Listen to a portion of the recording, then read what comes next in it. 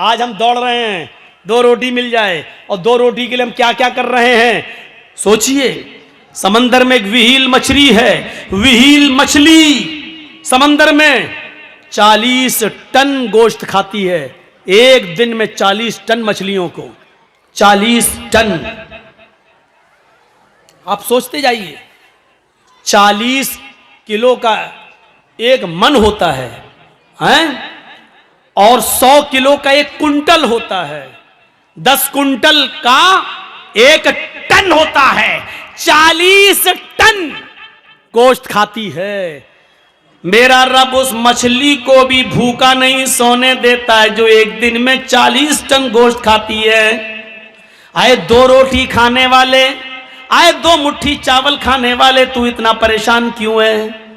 तू इस 2 रोटी को कमाने के लिए किसी को धोखा दे रहा है, किसी के साथ गद्दारी कर रहा है। अपनी दुकान खोले बैठा है, मोबाइल का मैकेनिक है, किसी ने मोबाइल संभालने के लिए तुझे दिया, तुझे मालूम है कि 100 रुपए की लागत में ये मोबाइल संभल जाएगा, लेकिन तूने उससे 1000 मांग लिए। इसकी आईसी बिगड़ गई, इसकी ये बिगड़ गई, उसकी वो बिगड़ गई, ये चेंज करना पड़ेगा, वो चेंज करना पड़ेगा।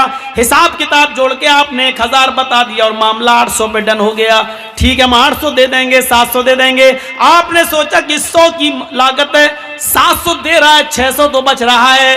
आपने 100 की जगह 1000 बताया, 100 की जगह 150 बताना आपका जायज था, 100 की जगह 200 बता देते आपके लिए जायज था, लेकिन 100 की जगह 1000 बताकर 700 पे अपने मामले को डन करना, यह है कुरान की उस आयत के मुताबिक कि या अय्युहल्लज़ीना आमनू ला ताकुलू अम्वालकुम बैनकुम बिल बातिल। ईमानो वालो, तुम आपस में एक दूसरे का माल नाजायज तरीके से मत खाओ। ये मुसलमान का ही माल नाजायज तरीके से खा रहा है, ये उसको गसब कर रहा है। मेरे भाइयों, 100 रुपए का मोबाइल 150 आप ले लो, 200 ले लो, आपने 700 रुपए जो लिए हैं यह आपके लिए हराम है। अल्लाह की कसम, अब आप जो खाना खाकर मस्जिद में जाओगे नमाज पढ़ने के लिए, आपकी नमाज कबूल नहीं होगी।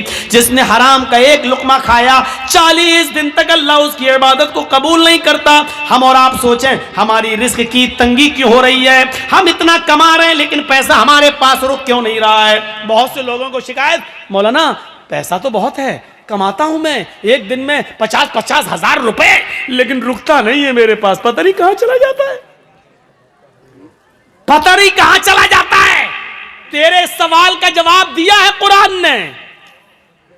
भाई हर आदमी को यही शिकायत है ना, पैसा तो आता है मौलाना, मेहनत तो करता हूं, 500-600 हजार रुपए रोज कमाता हूं, लेकिन यार जितना कमाता हूं शाम तक कुछ नहीं बचता, मेरे हाथ में नहीं रहता है। कभी बेटा बीमार, कभी बेटी बीमार, कभी बाप बीमार, कभी अम्मा बीमार, कभी बीवी बीमार, या रुकता नहीं है। तेरे सवाल का जवाब मौलवी के पास नहीं, कुरान में मौजूद है। वमन अअरज़ा अन ज़िक्री फ़इन्न लहू मईशतन ज़ंका।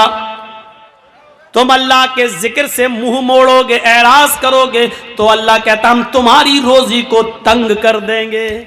आइए 2-3 मिसालें सुन लीजिए, बड़ी अच्छी मिसालें दे रहा हूं। ये रोजी को तंग करना ये क्या है, और जिक्र से मुराद क्या है? वमन अअरज़ा अन ज़िक्री, जिक्र से मुराद नमाज। अल्लाह ने सूरह जुमा में फरमाया, फ़इज़ा क़ुज़ियतिस सलात फंत या अय्युहल्लज़ीना आमनू इज़ा नूदिया लिस्सलाती फसआऊ इला ज़िक्रिल्लाह। जब तुम्हें जुमे की नमाज के लिए, जुमे की अजान के लिए बुलाया जाए, जुमे की अजान जब दी जाए, पुकारा जाए जुमे की नमाज के लिए, तो क्या कहा? फसआऊ इला ज़िक्रिल्लाह, तो तुम दौड़ पड़ो अल्लाह के जिक्र के लिए। इससे मुराद क्या है? नमाज के लिए। तो तुम चलो नमाज के लिए, जिक्र से मुराद नमाज। यहां अल्लाह ने क्या कहा? वमन अअरज़ा अन ज़िक्री, जिसने मेरे जिक्र से एराज किया, मुंह मोड़ा, तो क्या कहा?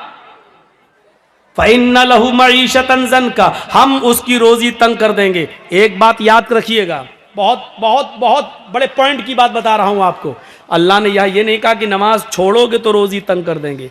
छोड़ने वाले का तो वो तो मुसलमान ही नहीं है, वो अपने आप को मुसलमान समझता रहे।